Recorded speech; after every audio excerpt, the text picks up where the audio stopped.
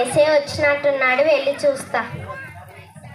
ఏంటే కుంటిదాన, నువ్వు వచ్చినావు, ఏసే వచ్చినా అనుకున్నా నేను. అంత గట్టి గట్టిగా కేకలేస్తున్నావు. అమ్మాయి అలా పండుగ కదా, మరి 2 బచ్చాలు ఉంటాయి అమ్మ. బచ్చాలా? మీకే బచ్చాలన్నా వేస్తే ఏసే వచ్చినాక ఏమేయాలి? ఈసారి ఖచ్చితంగా ఏసే వచ్చింటాడు రెండోసారి, వెళ్ళి చూద్దాం. ఏంటే గుడ్డిదానా, నువ్వు వచ్చినావు, అంత గట్టి గట్టిగా కేకలేస్తున్నావు. క్రిస్మస్ పండుగ కదా, మరి 2 బచ్చాలు ఉంటాయండి అమ్మ.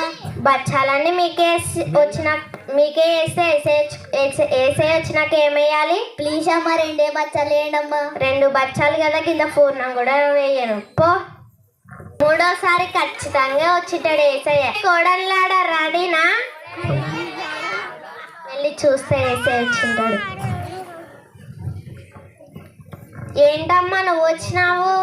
అమ్మా 2 బచ్చాలు ఉంటాయమ్మా. బచ్చాలు కదా, ఇంత ఏమి. సరే ఏసయ్య ఖచ్చితంగా వచ్చింటాడు, వెళ్ళి చూస్తా వచ్చింటాడేమో. ఏంటమ్మా నువ్వు వచ్చినావు? అమ్మ ఈరోజు క్రిస్మస్ పండుగ కదమ్మా, కొన్ని పాపకు పాలుంటే పోయండి అమ్మా. పాలన్నీ మీకే పోస్తే ఏసయ్య వచ్చినాక ఏం పోయాలి? అమ్మ కొన్ని ప్లీజ్ పాలుంటే పోయండి అమ్మా. పాలు కదా, కింద సుక్క కూడా పోయాను, వెళ్ళు. అవును, ఏసై ఇంకా రాలేదేంటి?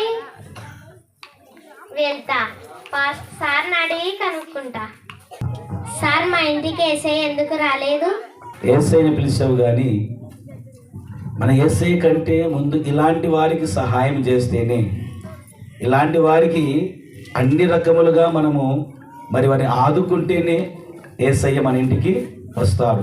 వీళ్ళకి సాయం చేయకపోతే, ఇలాంటి వారికి మనం పెట్టకపోతే, ఇలాంటి వారికి తోచిన మనము మన దగ్గర ఉన్న కొంత సొమ్ము కానీ, వస్తుపరంగా కానీ, అలాగే డబ్బు పరంగా కానీ, అలాగే తిండి పరంగా కానీ, ఇంకా ఇతర పరంగా కానీ ఇస్తే కానీ ఏసయ్య మన ఇంటికి రాడమ్మా. ఈ విషయం తెలుసుకో.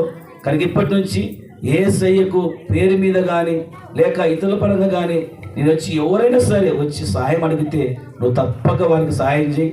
అప్పుడే దేవుడు అద్భుత రీతిగా ఏసయ్య నీలో వస్తాడు, నీ ఇంటిలోకి వస్తాడు, నీ సంఘంలోకి వస్తాడు, నీ గ్రామంలోకి వస్తాడు. నువ్వు కనువిప్పి చేసుకో, ఇతరులు కూడా ఈ సాక్ష్యాన్ని తెలియజేయి తల్లి. ఓకేనమ్మా?